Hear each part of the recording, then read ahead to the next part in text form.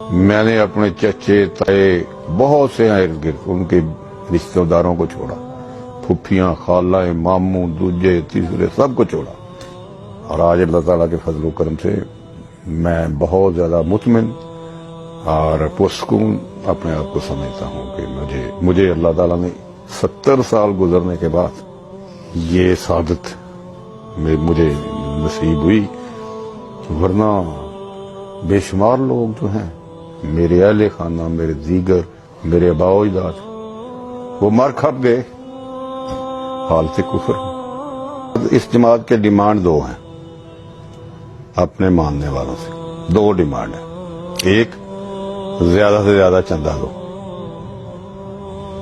اوپر جو حیات ہیں ان کے نزدیک سب سے جو عزیز ہے، قریب ہے، اچھا ہے،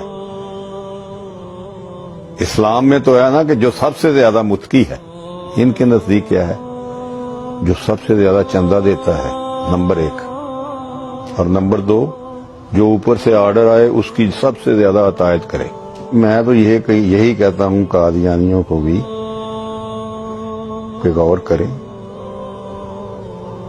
دیکھیں،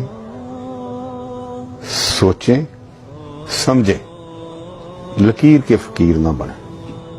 سونر اور لیٹر، جلد یا بدیر، آپ کو یا آپ اگر نہیں تو آپ کی نسلوں کو قادیانیت کو چھوڑنا پڑے گا، ادھر آنا پڑے گا، دائرہ اسلام کی طرف آنا پڑے گا۔ آپ کیوں ایک فیملی کے یرغ مال بنے ہوئے؟ پاکستان میں دیکھ لیں، قادیانیت جو ہے سسک رہی ہے۔ آپ نے کبھی سنا ہے کوئی شخص قادیانی ہوا؟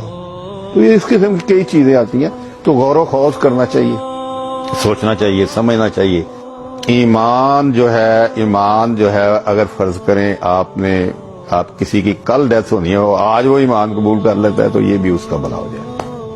19/11/2017 کو میں نے اور میرے فیملی میں کچھ فیملی ممبران نے اس بات کا اقرار کیا اور اعلان کیا کہ حضرت محمد صلی اللہ علیہ وآلہ وسلم اللہ تعالیٰ کے سچے اور آخری نبی ہیں، اور ان کے بعد کوئی نبی نہیں۔